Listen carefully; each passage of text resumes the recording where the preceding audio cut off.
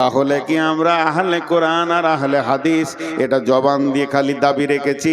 গিলাসের কোণে এক ফোঁটা পানি যেমন কোনো কাজে আসবে না, তর্কে জিতার জন্য যথেষ্ট হয়ে যাবে, তুমি তর্কে হারবে না, তুমি জিতে যাবে, তেমনি আমরা এমন মুসলমান গোটা কোরআনটা আমাদের জিন্দেগির সঙ্গে মেল নাই। আজকে যদি কোরআন আমাদের জিন্দেগির সঙ্গে মেল থাকতো, পৃথিবীতে যত জাতি আছে সব এসে আমাদের কাছে উবুর হয়ে পড়তো। হতভাগা মুসলমান বেল কোরআন আর তাদের চলা চরিত্র হয়ে গেল ইহুদি আর খ্রিস্টান। এরা মুখে দাবি করে আমরা মুসলমান, এদের চালচলন হয়ে গেছে ইহুদি নাসারা খ্রিস্টান।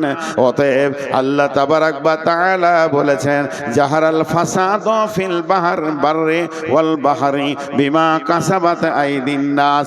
জলের ভিতরে কিংবা স্থলে, সমুদ্র জলপথে স্থলপথে যত রকম ফাসাদ, যত রকম গন্ডগোল, যত ঝামেলা আসবে, হে মুসলমান তোমাদের হাতের কামায় তোমরা নিজেই বানিয়েছো, এটা তুমি অন্য কাউকে দোষ দিতে পারবে না। যাদের মাবুদ, যাদের মালিক, যাদের মুনিব হচ্ছে স্বয়ং আল্লাহ, সেই মুনিবের গোলাম যদি রাস্তায় মার খায়, সেই মুনিবের গোলাম যদি দুর্বলের কাছে মার খায়, তাহলে জানতে হবে এই দুর্বল কত দূর আমরা দিন ইসলাম থেকে সরে গেছি, যে আজকে আমাদেরকে যাদের কাছে দিন নাই, ইসলাম নাই, দলিল নাই, তারাই আমাদেরকে শাসন করছি। জি, একটা স্বপ্নের কথা বলবো। বিশ্বনবী ফজরের নামাজ পড়ে মুক্তাদিদের দিকে ঘুরে বসে জিকির আজকার করতেন। কোন দিন বলতেন, কেউ স্বপ্ন দেখেছো? স্বপ্ন দেখেছো তো বলো, স্বপ্নের মানেটা আমি করব। কোন দিন নবীজি নিজে স্বপ্ন দেখতেন, দিয়ে বলতেন আমি এই জিনিস রাত্রিতে দেখলাম। কোন দিন আবার সাহাবীরা স্বপ্ন দেখলে মসজিদে সালাম ফিরা হয়ে গেলে উঠে দাঁড়িয়ে বলতেন, ইয়া রাসূলুল্লাহ, আজকে রাত্রিতে আমি ঘুমে একটা বড় স্বপ্ন দেখেছি, স্বপ্নটা আপনাকে বলছি, এই স্বপ্নটা তর্জমাটা করে দেন। অনেকক্ষণ থেকে ডিস্টার্ব করছে। এইটা হতো। বিশ্বনবী ফজরের সালাতে সালাম ফিরলেন আর মুক্তাদিদের দিকে মুখ করে বসেছেন। এমন সময় একজন সাহাবী উঠে দাঁড়ালেন আর বললেন, ইয়া রাসূলুল্লাহ, ইয়া হাবিবাল্লাহ, দয়ার নবী গো, আজকে রাত্রিতে আমি স্বপ্ন দেখলাম, আমি স্বপ্নটা আপনাকে বলছি, স্বপ্নের মানেটা আপনি আমাকে বুঝিয়ে দেন। সাহাবীটা যখন কাছে আসতে লাগলো, বাকি সাহাবীরা ঘেরে বসে গেলেন। হযরতে আবু বকর নবীজির পাশে বসলেন, মুক্তাদিদের দিকে মুখ করে ওই লোক বলতে শুরু করলেন, ইয়া রাসূলুল্লাহ, আমি স্বপ্নের ভিতরে দেখছি একটা বিরাট কালো মেঘ, ঘন মেঘ আমার মাথার ওপরে, মনে হচ্ছে যেন এখনই বৃষ্টি শুরু হবে। কিন্তু দেখলাম ঠিক কিছুক্ষণ পরে বৃষ্টি শুরু হয়ে গেল। আর বৃষ্টির যখন পড়তে লাগলো, বড় আশ্চর্যের বিষয়, পানির বৃষ্টি হয়নি, দুধের বৃষ্টি নয়, শরাবের বৃষ্টি নয়, দয়ার নবী, মধু বর্ষণ হচ্ছে। জিন আর ইনসান সেই মধুকে খাওয়ার জন্য ভিড় লাগিয়েছে। কেউ পেট ভরে খেয়েছে, কেউ সামান্য খেয়েছে, কেউ এক দু ঘুট খেয়েছে, কেউ আবার খেলো না। দয়ার নবী তারপরে পরে দেখলাম ওই বৃষ্টির ভিতর দিয়ে একটা লম্বা রশি ঝুলছে। একটা লোক রশি ধরে ওপর দিকে চলে গেল, দ্বিতীয় নম্বর লোকটা চলে গেল, তৃতীয় নম্বর লোকটা যখন চড়তে গেল, দড়িটা কেটে গেল, ছিঁড়ে গেল, পড়ে গেল। কিন্তু লোকটি বড় মজবুত ছিল, গিঁড়া লাগিয়ে আবার উঠে চলে গেল দড়ি ধরে। নবীজি গো, আমার ঘুম ভেঙে গেল। আবু বকর বসে আছেন রসুলের পাশে। তা আবু বকর কি করছে, যে স্বপ্ন দেখেছে ওর মুখের দিকে একবার দেখছে, রসুলের মুখের দিকে একবার দেখছে, আবার ওর দিকে দেখছে, আবার এদিকে দেখছে। আল্লাহ নবী বলছে, আবু বকর তুমি কেন এমন করছো? বলছে হুজুর ও স্বপ্নে কি দেখেছে এই মানেটা আমি করে দিতে পারবো, আমি আজকের স্বপ্নের মানেটা বলে দিতে পারবো, কিন্তু আপনি যদি পারমিশন দেন, ভুল হলে তো আপনি আছেন। নবীজি বলেন আবু বকর তুমি বলো। মুসলমান কান করে শুনেন। আবু বকর বলছেন ভাই, প্রথম নম্বরে তুমি দেখেছো কালো মেঘ, ওটা মেঘ নয়, দিন ইসলামের সুশীতল ছায়া।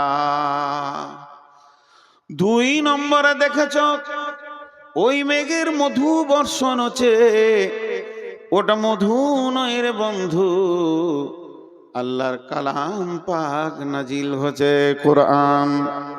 তিন নম্বরে দেখেছ জিন ইনসান সেই মধু খেতে এসেছে, কেউ পেট ভরে খেলো, কেউ সামান্য খেলো, কেউ এক ঘুট দু ঘুট খেলো, কেউ খেলো না। তার মানে ওখানে যে মধু পেট ভরে খেয়েছে কোরআনের হাফেজ হবে, আবার অল্প খেয়েছে অল্প মুখস্থ করবে, এক দু ঘুট খেয়েছে ছোট ছোট দুটো একটি সূরা মুখস্থ করবে। কিন্তু যে মোটি খেলো না, আল্লাহ তাকে কোরআন পাকের মতো জ্ঞান দেবেন না। এরপরে তুমি দেখেছো ওই বৃষ্টির ভিতর দিয়ে একটি রাস্তা, একটি রশি ঝুলছে, ওটা রশি লয় ভাই, ওটা সূরা বাকারার একটি আয়াত, ইহদিনাস সিরাতাল মুস্তাকিম, ওটাই হলো জান্নাতের রাস্তা। তুমি একজনকে দেখেছো চলে গেল, তীরে কেউ নয়, তিনি হলেন নবী মুহাম্মদুর রাসূলুল্লাহ সাল্লাল্লাহু আলাইহি ওয়াসাল্লাম, ওই রাস্তায় চলে গেলেন। তারপরে আরেকজনকে দেখেছো, সেটা আমি আবু বকর চলে গেলাম। তারপরে তিন নম্বরের লোকটা রশি ধরতে গেল, কেটে গেল, ওটা হলে হযরতে উমর, ওকে শহীদ করা হবে, ও উঠে চলে গেল, তোমার ঘুম ভেঙে গেল। এটা হলো ইসলামের সুশীতল ছায়া। কোনো একদিন এ দেশের মাটিতে কালেমার পতাকা উড়বে, তৌহিদের পতাকা উঠবে।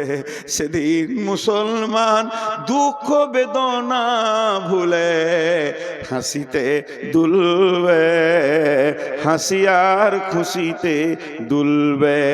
রবে না ব্যভিচার, রবে না অন্যায় অবিচার, থাকবে না জুলুম অত্যাচার, সকলে শান্তিতে বাস করবে। কোনো একদিন এদেশের মাটিতে কালেমার পতাকা উড়বে। হে মুসলমান, আমরা উহুদের প্রান্তে দাঁড়িয়ে আছি, আমরা বদরের প্রান্তে দাঁড়িয়েছি, কখন শুরু হয়ে যেতে পারে। এখন ভারতবর্ষের মুসলমান উহুদ বদর খন্দকের ময়দানে দাঁড়িয়ে আছে, যে কোনো সময় যে কোনো জায়গায় শহীদ এর ডাক এসে যেতে পারে। তো এ হলো ইসলাম। কিন্তু ইসলাম ওয়ালারা আজকে শান্তিতে নাই। ছোট্ট একটা বিচার আপনাদের কাছে নিব, আপনারা বিচার করবেন আর আমি শুনবো, কারণ আমি আপনাদের কাছে বিচার নিতে এসেছি। দেখেন, আমি প্রথমেই বলেছি সুগারের রুগী, মাঝে মাঝে মাপ চাবো, মাঝে মাঝে ধুমকাবো। যারা মোবাইলে রেকর্ড করছেন আর পেছনের আলোটা জ্বলছে, ভাই ওটা বন্ধ করেন, আইনে রেকর্ড করতে হবে না, বসে যান, মন দিয়ে শুনেন, এটি কাজে লাগবে। যে কথাটা আপনাদের সামনে বলছি, বিচার চাইছি। বিচারটা কি? বিসমিল্লাহির রহমানির রহিম। আল ইয়াউমা আকমালতু লাকুম দীনাকুম ওয়া আতমামতু আলাইকুম নি'মাতি ওয়া রাদিতু লাকুমুল ইসলাম দীনা।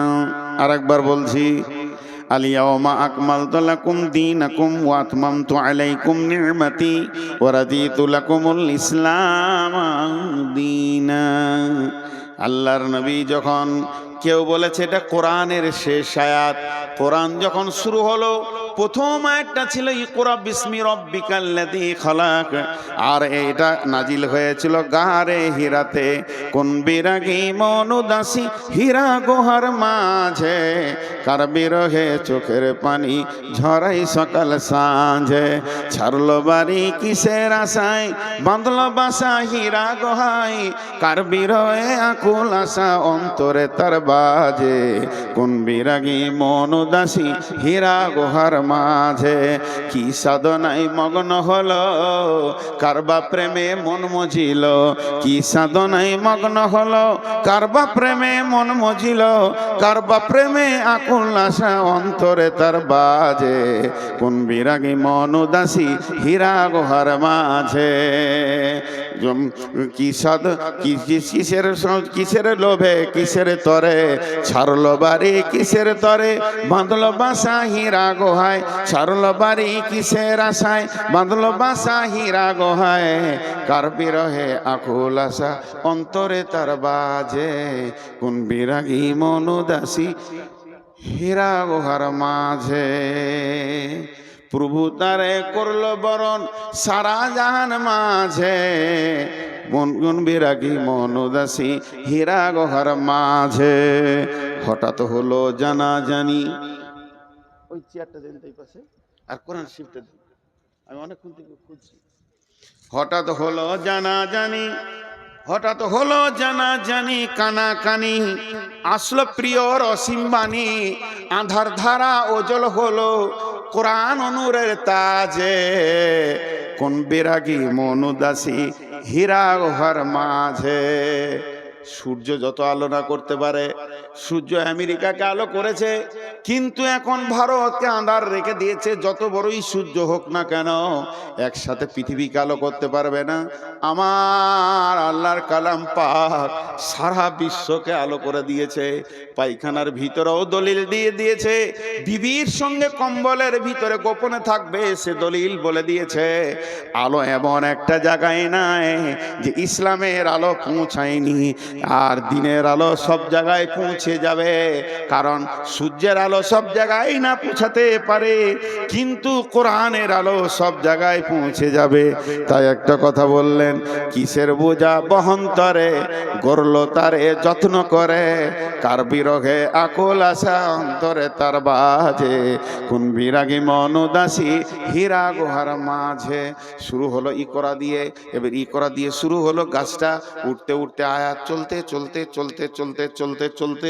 শেষ আয়াত নাজিল হচ্ছে আরাফাতের ময়দানে এটা গারে হিরাতে নয় তবে এইটা মতান্তর আছে কেউ বলেছে এই আয়াতের পর আরো কয়েকটা আয়াত নাজিল হয়েছিল তবে একদল বলেছে না এটা শেষ আয়াত আর জিবরাইল আমিন এসে আরাফাতের ময়দানে জাবালে রহমতের কাছে বিশ্বনবী যখন উটের উপরে রয়েছেন এমন সময় জিবরাইল এসে বললেন আলিয়াউমা আকমালতু লাকুম দীনাকুম ওয়া আতমামতু আলাইকুম নি'মাতি ওয়া রাদিতু লাকুমুল ইসলাম দীনা এমন একটা দিন আজকে দিনটা এমন একটা দিন আরাফাতের দিন আজকে বিশ্ব মানবকে মাফ করার দিন আজকে হজের আরাফাতের দিন হে আমার সাহাবীরা শুনে নাও আজকে কোরআনকে কমপ্লিট করে দেয়া হলো আল্লাহ বলছেন আমি দিনকে কমপ্লিট করে দিলাম আমার যে নিয়ামতটা তোদেরকে দেওয়ার কথা ছিল পরিপূর্ণ দিয়ে দিলাম এবং আমি দিন ইসলামের উপরে রাজি হয়ে গেলাম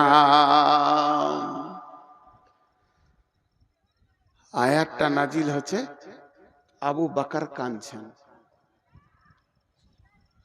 উমর টেনশন করছেন আবু বকরকে প্রশ্ন করলো জাহান্নামের কথা নাই কবরের কথা নাই আযাবের কথা নাই পুলসিরাতের কথা নাই আয়াতটাতে কি আছে আজকের দিনে তোমাদের দিনকে পরিপূর্ণ করে দেয়া হলো আল্লাহ তার যে নিয়ামতটা দেওয়ার কথা পরিপূর্ণ দিয়ে দিল কমপ্লিট করে দিল আর আল্লাহ এই ইসলামের উপরে রাজি হয়ে গেল রাজিতু লাকুমুল ইসলামের দীনা আমি রাজি হয়ে গেলাম কানলেন কেন আবু বকরকে বলছে আবু বকর তুমি কাঁদছো কেন আবু বকর বলছে বুঝতে পারছো না এই আয়াতটা কি বলছে আয়াতটা বলছে দিন কমপ্লিট হয়ে গেল এর মানে হচ্ছে নবীজি আর থাকবেন না দুনিয়া থেকে চলে যাবেন আমি ওই জন্য কাঁদছি যে কাজে উনি এসেছিলেন ওই কাজটা কমপ্লিট হয়ে গেছে আর থাকবে ওর তো শেষ এবার রিটার্ন হবে চলে যাবে এই জন্য কাঁদছি উমর বলছেন উমর তুমি এই আয়াত থেকে কি পেলে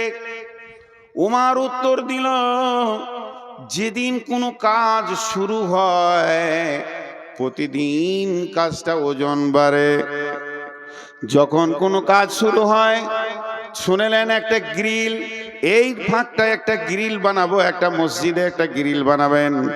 যেদিন গ্রিলের অ্যাঙ্গেল দিতে শুরু করলো, ওর ওজন বাড়তে লাগলো।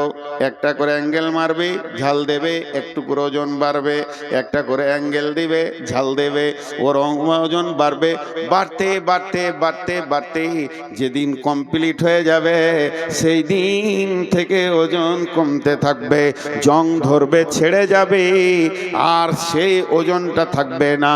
তা বিশ্বনবী আজকে কমপ্লিট করে দিলেন দিন। এই দিনটা যে অবস্থায় নবীজি ছেড়ে চলে যাচ্ছেন, উম্মতরা ওই অবস্থায় রাখতে পারবে না। ছটা ছাড়তে ছাড়তে ছাড়তে ছাড়তে সামান্য ওদের কাছে দিন থাকবে, এতেই নিজেকে মুসলমান ভাববে। অথচ কত আমল, কত ঈমান, কত আকীদা সব মুসলমানের কাছ থেকে চলে যাবে। এই গ্রিলে জং ধরতে ধরতে সামান্য দুটি অ্যাঙ্গেলে গিয়ে টিকবে, মুসলমান আসল দিনকে আর রাখতে পারবে না। বলেন, আমি আপনাদের কাছে ছোট্ট করে আবদার করে ছোট ভাইয়ের মতো জিজ্ঞেস করছি, আমাদের মুসলিমদের একটা বিয়ে বাড়িতে দিন আছে, একটা মরা ঘরে দিন আছে, একটা ছেলে জন্ম নিল সেখানে পরিপূর্ণ দিন আছে, না কোনো অনুষ্ঠানে পরিপূর্ণ দিন আছে, না নিজের মাথা থেকে পা পর্যন্ত দিন আছে। দিন সব জায়গায় যেন ছেড়ে চলে গেছে, তারপরেও ভাবছে আমি মুসলমান। জি, তারপরেও ভাবছে আমি মুসলমান। কেউ 5 ওয়াক্তে নামাজে জানে শান্তি পেছে না, সে রাতে উঠে হু হু করে আল্লাহর কাছে কাঁদছে তাহাজ্জুদে। আবার কেউ 5 ওয়াক্তে নামাজ পড়ে মনে করছে আমার মতো মুসলমান কে আছে। কেউ আবার শুধু জুমাটা পড়ে মনে করছে যে আমি ইসলামে টিকে আছি। তাহলে ইসলামটা কেমন এখন খুঁজে পাওয়া মুশকিল হয়ে যাচ্ছে। আবার কেউ শুধু জানাজা পড়ে আর দুটো ঈদের নামাজ পড়ে, সে মনে করে আমার মতো ইসলামওয়ালা কেউ নাই, আমি তো ইসলামে আছি। তাহলে ইসলাম কমপ্লিট কোনটা, কে কম করছে কে বেশি করছে? ইসলামের পরিপূর্ণতেই আমরা দাঁড়িয়ে নাই। আমাদের কাছে ইসলাম নাই। অন্য জাতিকে দোষ দেবেন না, হিন্দুকে দোষ দেবেন না, খ্রিস্টানকে দোষ দেবেন না, ইহুদিকে দোষ দেবেন না, নাসারাকে দোষ দেবেন না, কোনো বিজেপিকে দোষ দেবেন না, দোষ দিয়েন না বজরংকে, কোনো বজরংয়ের দোষ নাই, না আরএসএস এর দোষ আছে, না শিবসেনার দোষ আছে। ইস ঘর মে আগ লাগি হ্যায় ঘর হি কি চিরাগ সে, इस घर में आग लगी है घर ही की चिराग से। আপনাদের কাছে বিচার চাইতে গিয়ে আমি একটা লম্বা আয়াত করে তর্জমা করে দিলাম। এখন আমি বিচার প্রার্থী, আপনারা জজ, বিচার করে দেন। বচনে বচনে বিটি হারাইল কেথা, ভেরলের যুদ্ধতে গেল শিয়ালের মাথা, মা বিটিতে ঝগড়া করে বটি পড়ল নাকে, তিনজনের মধ্যে দোষ দিব কাকে? করে দেন বিচার। আপনারা জ্ঞানী মানুষ বসে আছে। হাজি ভাই, রাস্তায় একটা সাইকেল যেছে আর একটা লোক হেঁটে যেছে, যদি অ্যাক্সিডেন্ট হয়ে যায় কাকে মারবেন? বলে না? হ্যাঁ, সব কটা জজ বসে আছে। হালাকে যে হাঁটছিল ওরই দোষ, কিন্তু যার সাইকেল আছে মার ওকে চোখ মুজে মার। আর সাইকেলের সাথে যদি মোটর সাইকেলে লাগে, বাস সব কটা জজ বসে আছে, সব কটা আইনে একবার বিশেষজ্ঞ, LLB করে চলে এসছে যে ওর গাড়ি বড় ওকে পিঠ। আর মোটর সাইকেলে যদি মারুতিতে লাগে, আর মারুতির সাথে যদি ডাম্পারে লাগে, বলেন বলেন, শেষ কথাটা জোরে বলবেন, মারুতির সাথে যদি ডাম্পারে লাগে, বলেন কাকে মারবেন? বুকে বল নিয়ে বলেন, ডাম্পারের সাথে যদি ট্রেনের লাগে, কেন? হ্যাঁ, ঘুরিয়ে ফের ডাম্পারওয়ালা কি মারবে? ওই ওর লাইনে গেলি কেন? ট্রেন একটা কথা বলবে, দোষ মুক্ত হয়ে যাবে। ট্রেন একটা কথা বলবে, দোষ মুক্ত হয়ে যাবে। কি? আমি আমার লাইনে আছি, তুই এলি কেন? আমি আমার লাইনে আছি। তা আমি 3টে আপনাদের কাছে কেস দিয়েছি। কেসটা বুঝতে পেরেছেন? দার্শনিকের কবিতা, বচনে বচনে বিটি হারাইল কেথা, ভেরলের যুদ্ধতে গেল শিয়ালের মাথা, মা বিটিতে ঝগড়া করে বটি পড়ল নাকে, তিনজনের মধ্যে দোষ দিব কাকে? আল্লাহ তাবারাক ওয়া তাআলার রাসূল বলতেন, তারাকতু ফিকুম আমরাইন লান তাজিল্লুহুমা তামাসসাকতাম বিহিমা কিতাবাল্লাহি ওয়া সুন্নতি রাসূলি। ওরে আমার উম্মত রে, তোর বাড়ির দরজা থেকে জান্নাতুল ফেরদাউস পর্যন্ত আমি 2টো রেল লাইনের পাতি দিয়ে দিলাম, আর তোদেরকে ধরে ওখানে চড়িয়ে ধরিয়ে দিলাম, খবরদার লাইনচ্যুত হবি না।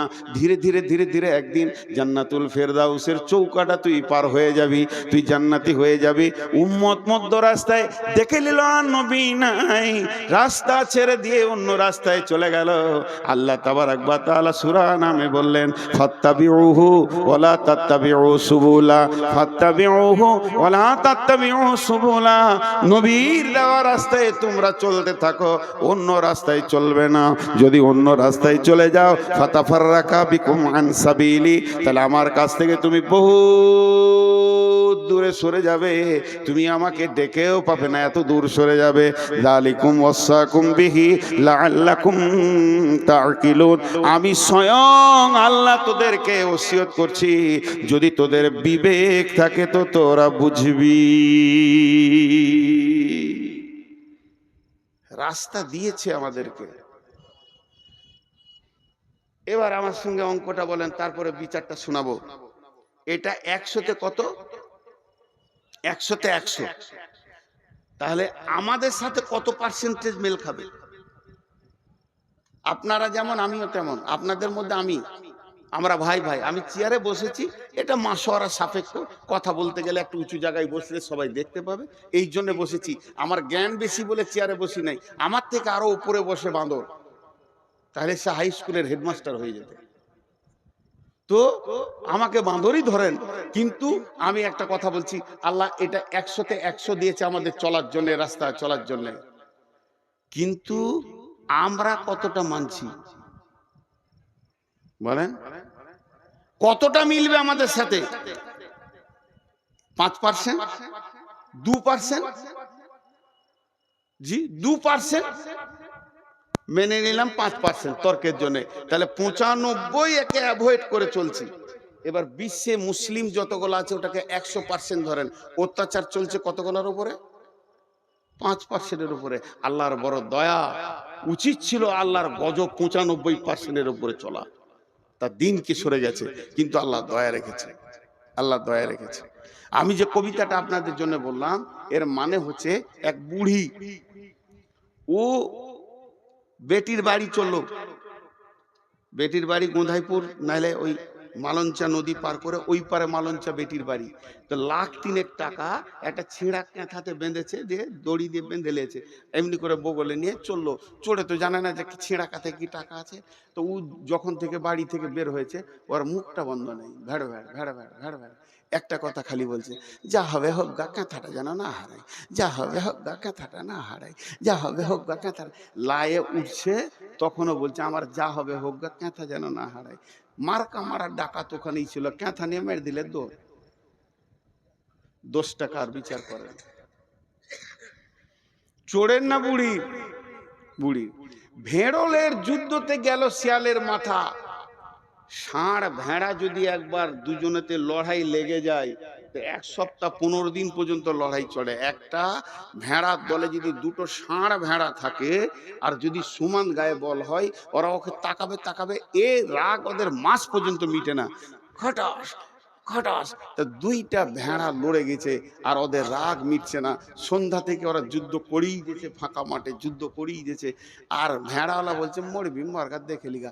একটা শিয়াল এসছিল ভেড়া খেতে, ও এমনি করে তাকিয়ে তাকিয়ে দেখছে। শিয়ালটা অনেক চালাক, তো মনে মনে ভাবছে কি দরকার ভেড়া ধরে ফেড়ে খাওয়া, দুটোর মধ্যে একটা পড়বে, যেটা পড়বে ওইটা খাবো। ওরা তো লড়ে নিজেই আছে, যেটা পড়বে ওটা খাবো। দিয়ে অনেকক্ষণ থেকে ওদের যুদ্ধ চলছে, কিন্তু পড়ছে না। ইয়ার আর সহ্য হলো না, সবর থাকলো না। তখন ই মনে মনে করছে, ও আমাকে দেখি ওরা নাটক করছে, লড়েনি, নাটক করছে। তা ওইদের এই মাঠটা কত জোর আছে একবার দেখবো। যে মাঝে মাথা ভরে দিয়েছে, আর দুদিক থেকে মেরে দিয়েছে, পটাশ চিত, ওই চিত হয়ে গেল। এই যে মার্ডারটা হলো, এই জন্য দোষ কার? ঠিক বিচার করেন। আর পাশের বাড়িতে মা বিটি ঝগড়া লেগেছে, আর এই বাড়ির নতুন বউ ঝগড়া দেখতে গেছে। তুই বহু মানুষ লোকে ঝগড়া কেন দেখতে যাবি? বা রাগ করে ওর বটিটা বেটির দিকে ছুড়ে দিয়েছে, তোকে কেটেই ফেলে দিব, কেটেই ফেলে দিব। যেমন পাড়া গায়ের মেয়ে বলে, তো বটিটা ওকে বেটিটাকেও লাগে নাই, বউটা দাঁড়িয়ে দাঁড়িয়ে দেখছিল ঝগড়া, ওর নাকটা কেটে পড়ে গেল। দোষ কার? হে মুসলমান, একটু ভাবি, আমাদের চোপার জোর এত আছে, চায়ের দোকানে অন্য কোনো জাতির নাই। ব্যানার্জি, চ্যাটার্জি, দাশগুপ্ত, গুহ চায়ের দোকানে বসে গল্প করে না, মুসলমান চায়ের দোকানকে আমেরিকার হোয়াইট হাউস বানিয়ে দেয়। বেশি চোপার জোরেই এরা লাত খেছে। একদিকে দাঁড়িয়েছে নমিনেশন ফাইল হয়ে গেছে, কংগ্রেসে দাঁড়িয়েছে ব্যানার্জি, সিপিএমে দাঁড়িয়েছে চ্যাটার্জি, মূর্ছাতে দাঁড়িয়েছে আর এক হিন্দু। লড়াই চলছে সাড়ে সাড়ে। মধ্যখান থেকে মুসলমান মাথা ভরে দিয়ে চারখানা মার্ডার হয়ে গেল। মরল তো মুসলমান আর জিতল তো অন্য জাতি। এ হতভাগাদের হুঁশ দেওয়ার কেউ নাই। এদের দরজায় দরজায় যদি পায়ে ধরা হয় এরা বুঝবে না, তারপরও লড়াই করে মরবে। এর জন্য দোষ এদের। আর লোকের ঝগড়া দেখতে যে নিজের নাক কেটে ফেলে দেওয়া। হে মুসলমান, আল্লাহ তাবারাক ওয়া তাআলা বলছেন, জাহারাল ফাসাদু ফিল বাররি ওয়াল বাহরি বিমা কাসাবাত আইদিন নাস। মুসলমান, তুমি একবার ভেবে দেখো কোন জায়গাটা আল্লাহ তোমাকে দিয়েছিল। তুমি আল্লাহর গোলাম। বিশ্ব নবী বলছেন, দুইটি বার্তা দিচ্ছেন, ওয়া ইয়াকা ওয়াল মাসিয়া ফা ইন্না বিল মাসিয়াতি হাল্লুন সাকাতুল্লাহে। মাফ করবেন, ক্ষমা চেয়ে বলছি। ইলামির ভিতর দিয়ে হেঁটে, কুসমানগরের ভিতর দিয়ে হেঁটে, আর মনিরামপুরের রাস্তার গলি গলি হেঁটে নারায়ণখর্দে একবার চলে যান পাকুড়ো পর্যন্ত, মুসলমানকে রাস্তার ধারে তাস খেলতে দেখবেন। তাস, জুয়া, লুডু, দাবা, মদ, গাঁজা, লুচ্চামি, লাফাঙ্গিরিতে ভর্তি হয়ে আছে। অথচ এদের গাইডলাইনের নাম হলো কোরআন। সারা বিশ্বকে এরা কোরআনকে ভুল বোঝাচ্ছে। অন্য জাতি যদি এই গ্রামের ভিতর দিয়ে হাঁটে আর জিজ্ঞেস করে কোন জাতি আছে গো, সবাই বলবে এরা মুসলিম আছে। তখন অন্য জাতির ধারণাটা কি তৈরি হবে? যত জুয়ারি মুসলমান, যত মাতাল মুসলমান, যত সুদারু মুসলমান, যত বেপরদা মুসলমান, তাহলে আমার কোরআনে কি ওগুলো আছে? আমি কোরআন সম্পর্কে তাকে ধারণাটা কি দিলাম? আমি হাত পায়ে আল্লাহকে রাখতে পারিনি। চেহারা চরিত্রে আমার কাছে আল্লাহ নাই, আমার কাছে দিন ইসলাম নাই, বহু দিন আগে চলে গেছে। এর জন্য বিশ্বনবী বলছেন, লা তাতরুকান্না সলাতা মাকতুবাতান মুতাআম্মিদান ফা ইন্না মান তারাকা সলাতা মাকতুবাতান মুতাআম্মিদান ফাকাদ বারিয়াত মিনহু জিম্মাতুল্লাহ। হে মাআজ, আমার উম্মতদেরকে বলে দিও, তারা সজ্ঞানে ইচ্ছা করে, সজ্ঞানে ইচ্ছা করে, সজ্ঞানে যেন এক ওয়াক্ত ফরজ নামাজ না ছেড়ে দেয়। যদি ইচ্ছা করে, সজ্ঞানে, জ্ঞান টনটনে আছে, হিসাব বুঝে খুব সুন্দর, এই লোকটা যদি ইচ্ছা করে এক ওয়াক্ত ফরজ নামাজ ছেড়ে দেয়, আল্লাহর সঙ্গে বান্দার সম্পর্ক কেটে যাবে। আমি পৃথিবীতে এসে একটা মেয়েকে বিয়ে করেছি, মেয়েটা হলো আমার স্ত্রী। আমি তার প্রেমের দড়িতে বাঁধা আছি, সে আমার প্রেমিকার দড়ি হয়ে বাঁধা আছে। ওই মেয়েটাকে আমি কত ভালোবাসি, সেই মেয়েটার জন্য আমি চিন্তা করি, তার প্রয়োজনকে আমি মিটাই, সে আমার প্রয়োজনকে মিটায়। দুইজনে এত মহব্বত, একজনের চোখে পানি দেখলে আর একজনের ঘুম হয় না। আমার বিবির মাথা ধরলে আমার মাথা ধরে যায়, কেননা তাকে আমি ভালোবাসি। দুইজন বৈবাহিক জিন্দেগিতে, বিবাহিত জিন্দেগিতে আবদ্ধ হয়ে গেছি। কিন্তু শুনেলেন, ওই মেয়েটি যদি আমার কাছে একবার সামাজিকভাবে তালাক নিয়ে নেয়, তার সাথে যদি আমার তালাক ঘটে যায়, তার সাথে যদি আমার ডিভোর্স ঘটে যায়, এই মেয়েটি যদি অ্যাক্সিডেন্ট হয়ে মারা যায়, আর আমার খোঁজ থাকবে না। আমি চিন্তা করব না, যতদিন আমার সঙ্গে দড়িতে বাঁধা থাকবে প্রেমে, ততদিন তার একটা ট্যাবলেটের দরকার হলে আমি দিব, একটা ওষুধের দরকার হলে দিব, তার হাত পায়ে ব্যথা হলে আমি তাকে দেবে দিব। কিন্তু যেদিন তার তালাক হয়ে যাবে, আর আমাকে ঈদের খুশিতেও পাবে না, বিপদেও পাবে না। তেমনি মুসলমান, যেদিন মসজিদের সঙ্গে সম্পর্ক ছেড়ে যাবে, যেদিন আল্লাহর সঙ্গে সম্পর্ক আমাদের ছেড়ে যাবে, যেদিন মুসলমান 5 ওয়াক্তের নামাজ ইচ্ছা করে জ্ঞান বশত ছেড়ে দেবে, সেদিন আল্লাহ বান্দা আল্লাহ সম্পর্ক কেটে যাবে। এখন মুসলমানদেরকে যদি কেউ লাঠি নিয়ে পিটিয়ে পিটিয়ে মারে, আল্লাহ এ ব্যাপারে কোনো গুরুত্ব দেবে না।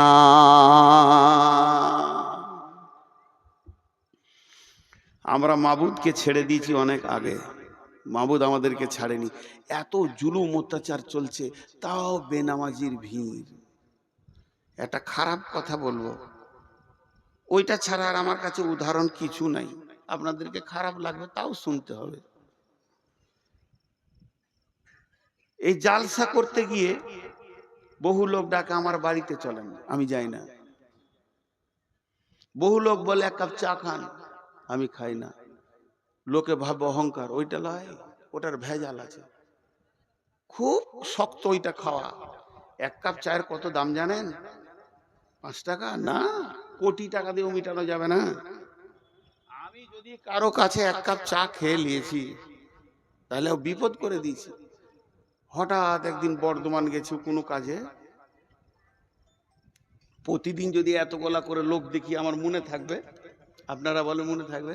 ও এসে হ্যাঁ হ্যাঁ করে সালাম হয়েছে, সালাম আলাইকুম করে, মুসলমান, ওয়ালাইকুম সালাম। চিনতে পারছেন? চিনতে পারছেন? আচ্ছা, চিনা যাবে। তাহলে তখন শুকনা ঢোক বলছি, কত চিনব রে বাবা, গোটা পশ্চিমবঙ্গ, আসাম, ঝাড়খণ্ড, বিহার। কোথা বাড়ি গো? মনে ওই যে আমি চা খাইলাম, চায়ের গুষ্টি বেশি তোর সালা। এক কাপ চায়ের যে কি বাঁশ আছে আমি জানি, তোর চা আর খাবো না জীবনে।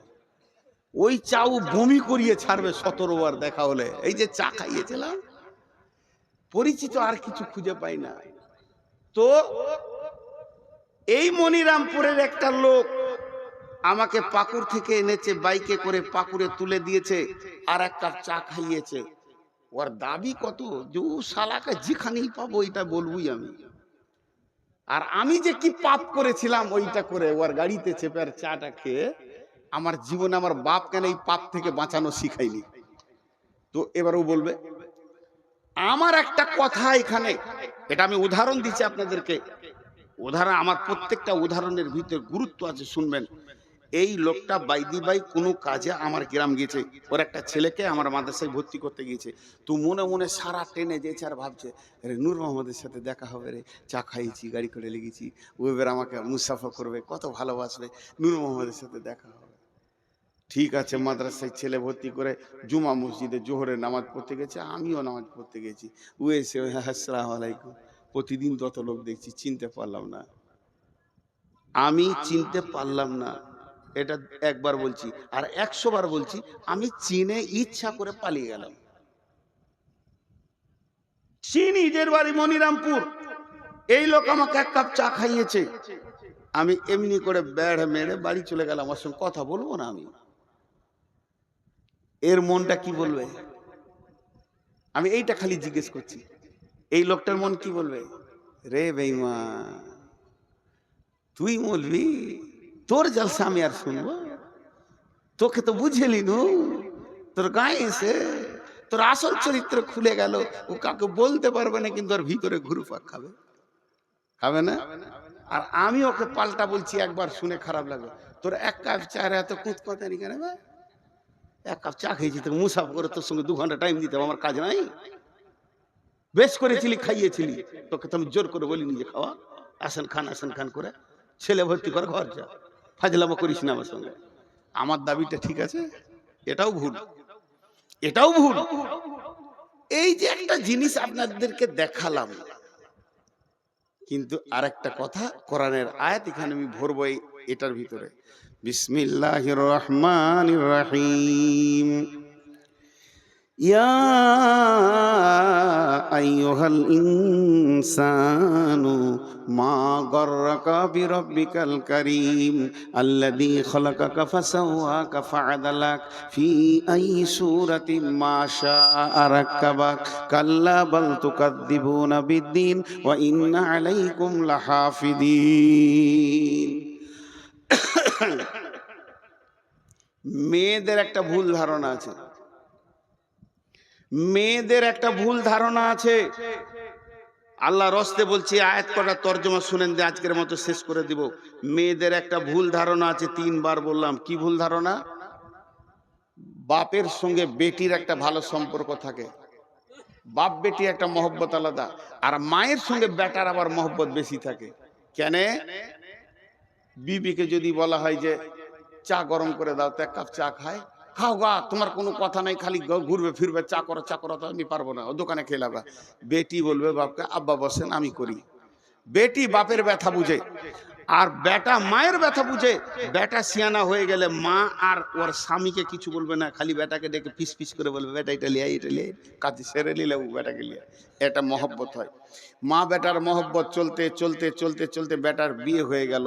বিয়ে হয়ে গেল তখন এবার বহু বলছে এইটা আনো ওইটা আনো, বেটা দৌড়ছে। মাকে তো না করেনি, তখন মেয়েরা একটা কথা বলে, ওই বহুটা এলো গে বোন, পাড়াতে গিয়ে বলবে, এ গে বহিন, বহুটা আমার বেটাকে কিনে নিলে। এটা ভুল ধারণা, এটা ভুল ধারণা। ও স্ত্রী ও স্বামী ধরবে, এটা ঠিক। এতগুলো কথা বললাম, এবার কোরআনের আয়াতে যাচ্ছি। আল্লাহ আমাকে আপনাকে কি দিয়েছে এটা আগে দেখেন। মাথায় যে মগজটা আছে এটা পৃথিবীর কোনো বিজ্ঞানী বানাতে পারবে না। তবে বড় বড় বৈজ্ঞানিকেরা বলেছে সেন্সার দিয়ে যদি কম্পিউটার দিয়ে একটা মাথা বানানো যায়, ও কথা বলবে, সবকিছু শুনবে, তো মাথাটা তাল গাছের থেকেও বড় হয়ে যাবে। আর 1500 কোটি টাকা খরচা হবে ওই মাথাটা, তারপরও আল্লাহর দেওয়া যে মগজ এত সুন্দর হবে না। একটা মগজে কতগুলো বই ঢুকবে, সারা পৃথিবীতে ইসলাম ধর্ম, অন্য ধর্ম, গানের বই, সিনেমার বই, যা কিছু লেখা হয়েছে একটা মগজে ভরতে গেলে 50 ভাগের 1 ভাগ জায়গা দখল করবে, 49 ভাগ বাকি থাকবে। সুবহানাল্লাহ। একটা মাথাতে কতটা কোষ আছে, কোষ সুতোর মতো বের হবে, মাকড়সা জালের মতো। তো পশ্চিমবঙ্গকে 15টা পাক দেওয়া হবে একটা মগজে যা আছে। আল্লাহ কত দিয়েছেন, সুবহানাল্লাহি বিহামদিহি। শুধু তাই নয়, জিবে 1.5 লক্ষ কোষ আছে, 1.5 লক্ষ স্বাদকে গ্রহণ করবে। দুটো চোখে 25,000 করে 50,000 ক্যামেরা বসানো আছে, যা দিয়ে আমরা পৃথিবীকে দেখছি। দুটো কানে ক্যামেরা, এই মাইক্রোফোন আছে 30,000 15,000 করে। আর প্রতিদিন মানুষকে আল্লাহ, প্রতিদিন সকালে যতগুলো লোক বসেছেন কাল সকালে পেয়ে যাবেন, প্রতিদিন সকালে আল্লাহ 33 থেকে 40 লক্ষ টাকা দেয়, প্রতিদিন দেয়, অস্বীকার করতে পারবেন না।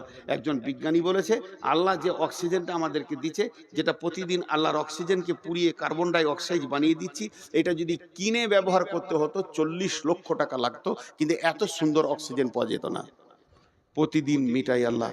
সূর্য একটা পরমাণু বোমের কত মূল্য, পৃথিবীকে 10 বছর বসে খাওয়ানো হবে।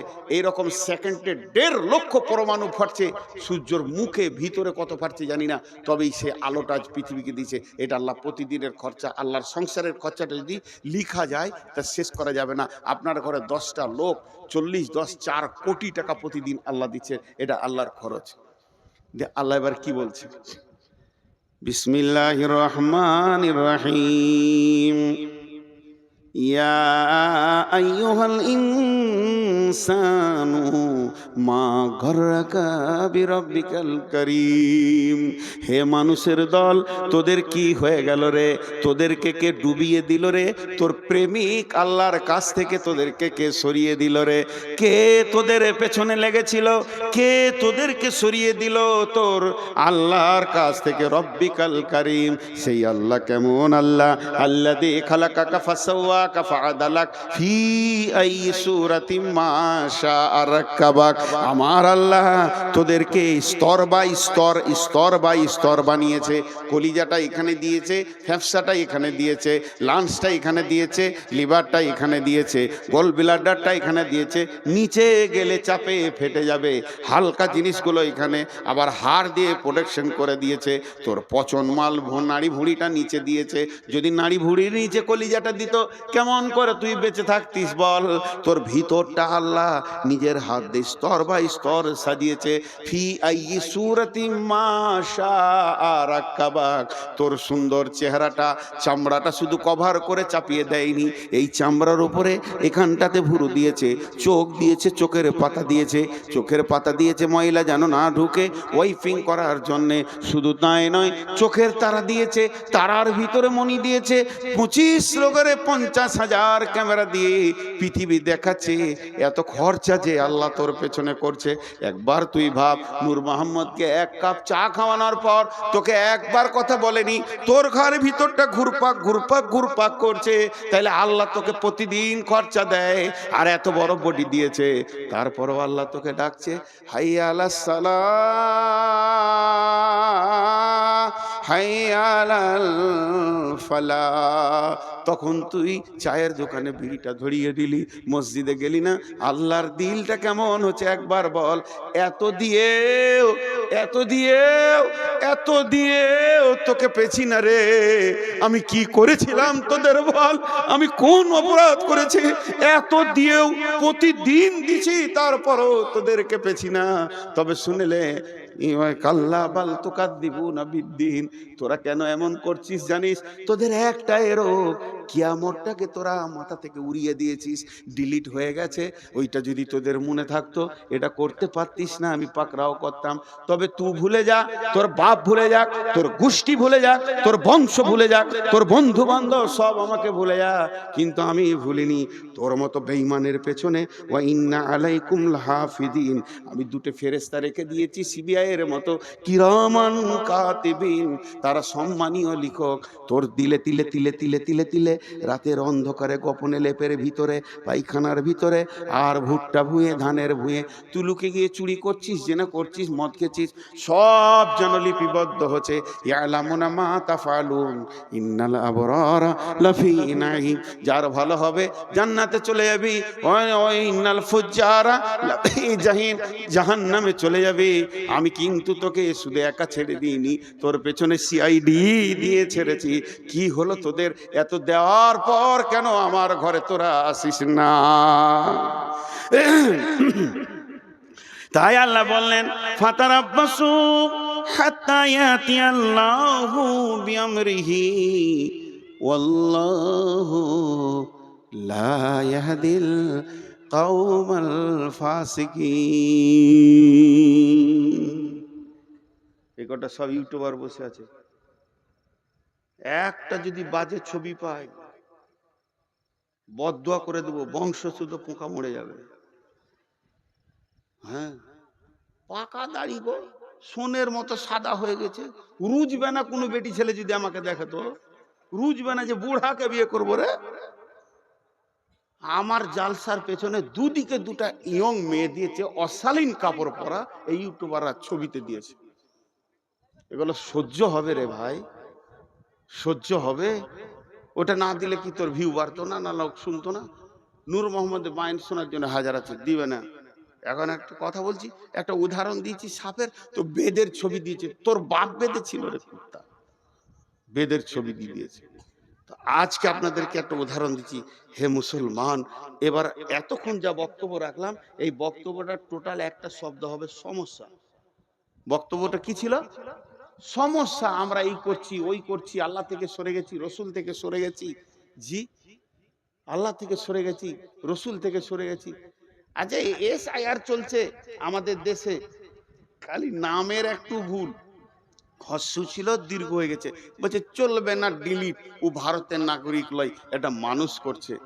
হাজি আজকে ফুল দাড়ি কেচেছে, বেল করে নিয়েছে, তারপরে ও বলছে আমার নাম হলো, আমি নবী মোহাম্মদের উম্মত। ওরা কপালে ঝাঁটা দিতে হয়, কি হয় না? হিসাব মিলছে। কুল ইন কুনতুম তুহিব্বুনাল্লাহ ফাত্তাবিউনি ইউহিব্বুকুমুল্লাহ। আল্লাহকে ভালোবেসে কোলানো যাবে না, আল্লাহর হাবিবকে ভালোবাসো। হাবিবের চেহারায় নিয়ে এসো। কেউ আনছে না, খালি চেয়েছে নামিয়ে দিতে। হাজি ভাই, আমাদের বর্ধমানে একটা মেয়েদের কথা আছে, বেটি ভাঙে ঘোড়া, ঘরে থাকে ভরা। ঘোড়া মানে কাঁসার ঘোড়া। বেটি পানি আনতে গেছিল, কোল থেকে পড়ে গিয়ে পাথরে পড়ে ঘোড়া ভেঙে গেল। দুটো ঘরে চুপ করে মা বলছে যে আচ্ছা ভেঙে গেছে, থেকে থেকে থেকে থাক, তোর আব্বা আসবে, বলবো ওটা পাকুড়ে দিয়ে চেঞ্জ করে ভালো ঘোড়া নিয়ে চলে আসবে। চুপচাপ ওটাকে ঢেকে দিলে, চৌকির তলায় দিয়ে ঢেকে দিলে। বেটি ভেঙেছে ঘোড়া, ঘরে আছে ভরা। আর বহু ভেঙেছে সরা। সরা মানে বুঝেন তো? উচ্চ বাংলায় সরা বলা হয় মাটির ঘোড়া আছে না? আরে বলেন মাটি ঘোড়া আছে না, ওটাকে উচ্চ বাংলায় সরা বলা হয়। বহু ভেঙেছে সরা, তো হয় পাড়া পাড়া। খালি শাশুড়ির লোককে বলছে বহুটা ভালো লাগে, হাঁড়ি টুড়ি ভেঙে কিছু লাগছে না। লোককে বলে বেড়াচ্ছে। বউ আর বেটিকে পার্থক্য করেছে। আজকে ঝাড়খণ্ডে বলছে গরু খেতে পাবি না, তো বিজেপি আমাদের বিরুদ্ধে লেগে গেছে। এবার আমার প্রশ্ন, বিজেপি আমাদের বিরুদ্ধে লেগেছে, আরএসএস লেগেছে, বলছি ঠিক আছে, কথাটা বাঁয়ে জমা দেন। কোন রাজনৈতিক দল আপনাকে মসজিদ থেকে বের করেছে? উত্তর দেন। কোন রাজনৈতিক দল আপনার ইয়ং মেয়েটাকে বেপরদা রাখতে বলেছে? উত্তর দেন। কোন রাজনৈতিক দল আপনার গালের দাড়িটা চেঁচে তেল করে দিয়েছে, বেল করে দিয়েছে? কোন রাজনৈতিক দল? তুমি আগে লাইন ছুটো, নিজের দোষটা নিজে খুঁজে বের করো, তারপরে লোককে দোষ দিবে। লোককে দোষ দিয়া বড় আসান। তো এতক্ষণ যা ছিল তা খালি সমস্যা। এবার সমাধানের কথা আপনাদের সামনে দুটি আয়াত পড়ে সমাপনী ঘটাবো। ঠিক 12টায় ছেড়ে দিব ইনশাআল্লাহ। হ্যাঁ, ওয়ালাইকুম সালাম। আর চিঠিপত্র তো আমি লিব না, চিঠি এলো ইনশাআল্লাহ, পোস্ট অফিসে চিঠি ঢুকে যাবে, তারপরে পিয়ন আসবে কালকে। এই চিঠিটা দিলে মানে জানেন, হাসি লাগবে আপনাদেরকে শুনে। বলবো না বলবো না? আপনারা নিজের লোক বলি বলছি, হাসির কথা। আমার এক ওস্তাদ বলতেন, তুমি রাস্তায় হাঁটবে, পেছন দিকে সাইকেলওয়ালা যেন বেল না বাজায়। যদি বেল বাজায় তাহলে তুমি জেনে লিও তোমার চলন সোজা নাই। আমি এমন চলবো কাউকে বেল বাজাতে দিব না। আর যদি বেল বাজায় তার মানে ওই সাইকেলওয়ালা বলছে, এই বোকা সোজা হ, এই গাধা সোজা হ। তাহলে তুই গাধা নাই, বোকা হয়ে গেলি। আর এই চিঠি দেয়া মানে হচ্ছে তোর হুঁশ নাই, হুঁশটা দিলাম, কাজটা করিস। আমার নাম নবাব, কিছুরই নাই অভাব, ভিক্ষা করা স্বভাব, প্রতিদিনের অভ্যাস। এইটা যদি কেউ বলে, ইন্দুরকে মাটি কাটতে বলতে হয় ভাই আমার, ছি ছি ছি ছি। বেশ, এটা পরে হচ্ছে, আমি সমাধানের কথা বলছি। বিসমিল্লাহির রহমানির রহিম। ফালিয়াবুদু রব্বা হাযাল বাইত আল্লাযী আত'আমাহুম মিন জু'ইন ওয়া আমানাহুম মিন খাউফ। মনিরামপুরের লোক, অত্র এলাকার লোক, আল্লাহর রাস্তা দিচ্ছি আপনাদেরকে, মানুষের রাস্তা দিইনি। হাত দুটো ধরে বলছি, কেউ উঠবেন না। প্রয়োজনে আপনারা আমার বাপের বয়সে যারা আছেন তাদের পায়ে ধরছি। লজ্জার বিষয় না, আমি এই এলাকায় মানুষ হয়েছি, আপনাদের ছেলে। যারা আমার সমবয়স, যারা আমার বয়সে ছোট, তাদের হাতে ধরে বলছি, এইটা একটু ধ্যান দিয়ে শুনেন। আল্লাহ বলছেন, এই কোরআনে বলছেন আল্লাহ, লি ইলাফি কুরাইশ সূরাটা আমরা সকলেই জানি, বাচ্চা ছেলেরও মুখস্থ আছে। ওইখানে কি বলছেন আর একবার বলি।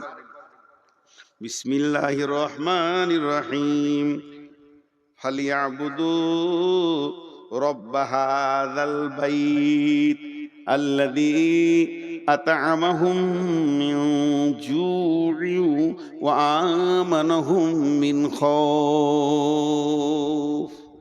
যতগুলো মুসলমান আছেন, আল্লাহর রাস্তা দিয়ে বলছি, বাঘের মতো একবার উচ্চ স্বরে বলেন, সারা পৃথিবী যেন বুঝতে পারে মুসলমানের ব্লাডে এখনো পর্যন্ত ঈমান আছে, এরা কোরআনকে হৃদয় দিয়ে ভালোবাসে।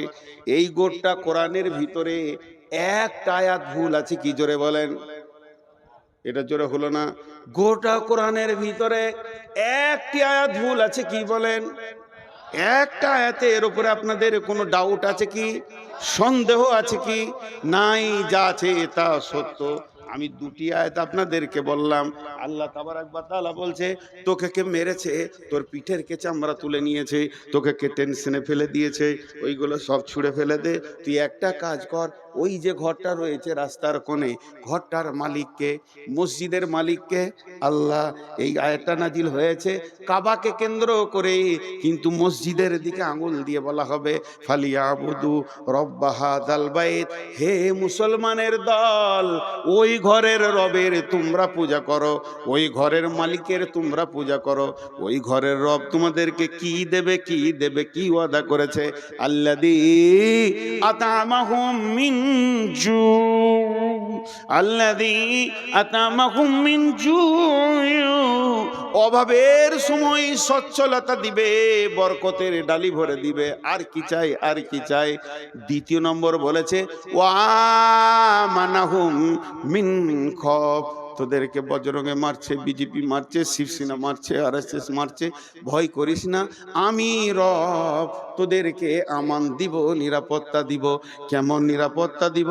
চলে যায় সূরা নূরের 55 নম্বর আয়াতে, ওয়াদাল্লাহুল্লাযীনা আমানু মিনকুম ওয়া আমিলুস সলিহাতি লা ইস্তাখলিফান্নাহুম ফিল আরদি কামাস্তাখলাফাল্লাযীনা মিন কাবলিকুম।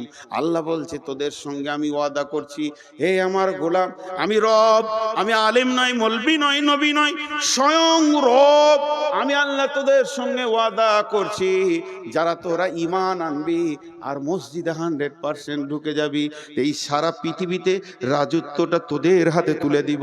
আমাকে ব্যালট লাগবে না, ভোট লাগবে না, চুনাও লাগবে না, আমাকে কোনো কিছু লাগবে না। রাত্রিতে শুবি বেঈমানের হাতে, ভারত আছে, সকালে উঠবি ইমানদারের হাতে চলে গেছে। আমার আল্লাহকে বেশি সময় লাগে না।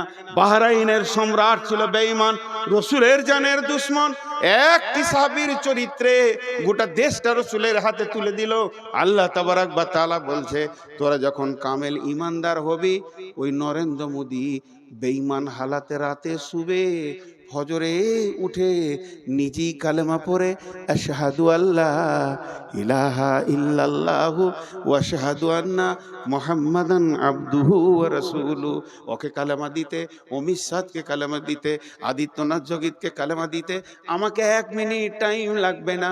হেদায়েত আমার কাছে সম্ভার আছে, হেদায়েতের গোডাউন আছে, দিয়ে দিব, তোদের দলভুক্ত ভাই বানিয়ে দিব। হই হই রই রই লেগে যাবে। শর্ত হলো একটা, আমাকে তোরা রাজি কর।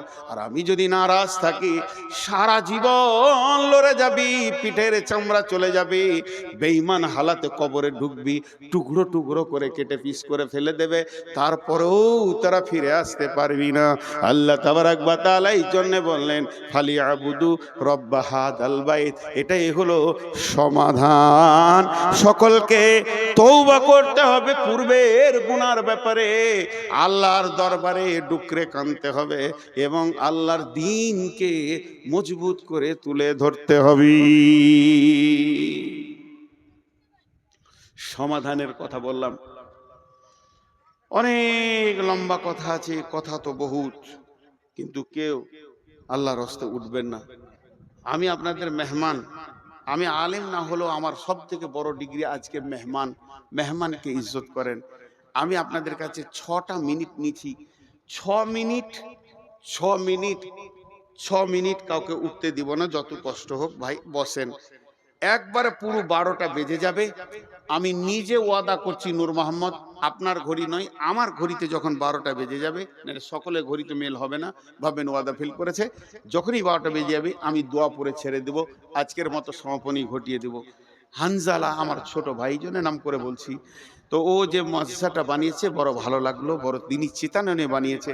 আর সারা রাত ভ্যানের জালসাও করেনি, আর জালসা আরও খাটানো দরকার, 10টাই শেষ করা দরকার। এটাও অনেক ভালো লাগছে 12টায়। আর একটা জিনিস ভালো লাগলো যে এই শুধু হানজালা একা নয়, ওর সঙ্গে যারা জড়িত রয়েছে, মাথা ভরেছে, তারাও যে এটা মেনে নিয়েছে যে স্টেজে এইভাবে ভ্যান করে কালেকশন হবে তা নয়। তবে আমি শেষ বক্তা, আমি সব, তাই আমি মাত্র 5টা মিনিট আপনাদের সঙ্গে আলাপ করছি। 6 মিনিটটা 5 মিনিট হয়ে গেল। প্রতি মিনিট আমি বলে দেব, দোয়া পড়িয়ে দেব। কেউ আল্লাহর গোলাম আছেন 5,000 10,000 একটা মোটা রকম দেনেওয়ালা? কেউ আছেন আল্লাহর গোলাম? তোমাদের চাদর আছে, বড় চাদর এখানে একটা বিছিয়ে দাও, এই ঘেরাটার ভিতরে যতজন আছে পয়সা ফেলে চলে যাবে ইনশাআল্লাহ, আশা করি। জি ভাই, কেউ আছেন 2000 5000 দেনেওয়ালা? জি 2000 5000 দেনেওয়ালা কেউ আছেন? এইখানটায় বিছিয়ে দাও। এই যে চাদরটা বিছাচ্ছি, যতগুলো লোক আছেন হাত দুটা ধরে বলছি, হৃদয়ের ভিতর থেকে মহব্বত করে টাকাটাই চাদরে ফেলে যাবেন সবাই। এই কোণাতে দেন, ওইদিকে ক্যামেরা আছে, এই কোণায় দেন। জি ভাই, আর কেউ আছেন? 5000, মাশাআল্লাহ। নাম বলার দরকার নেই, মাগো উসি সে দেতে হে খুশি সে। ওই দিকে আছে দেখো, मगो उसी से जो देते हैं खुशी से माशाल्लाह ওই বিছিয়ে দেন দুটো হয়ে যাবে ইনশাআল্লাহ ওখানে বিছিয়ে দেন কেউ আল্লাহর গোলাম আছেন 2-5 হাজার দেনেওয়ালা কিন্তু একটা কথা বলছি কথাই কথাই অনেক কথা আসবে এখন উঠিয়েন না এখন উঠলে যে মজলিসটা ভেঙে যাবে ভাই একবার আমি দোয়া পড়বো তারপরে উঠে দেবেন এ যারা বুঝতে পারলেন না মনে হয় আহা হা হা